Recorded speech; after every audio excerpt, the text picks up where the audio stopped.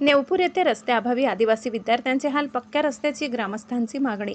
कन्नड तालुक्यातील नेवपूर येथे 1ली ते 10वी पर्यंतची जिल्हा परिषद प्राथमिक शाळा असून गावाची लोकसंख्या 4 ते 5 हजारांच्या घरात आहे।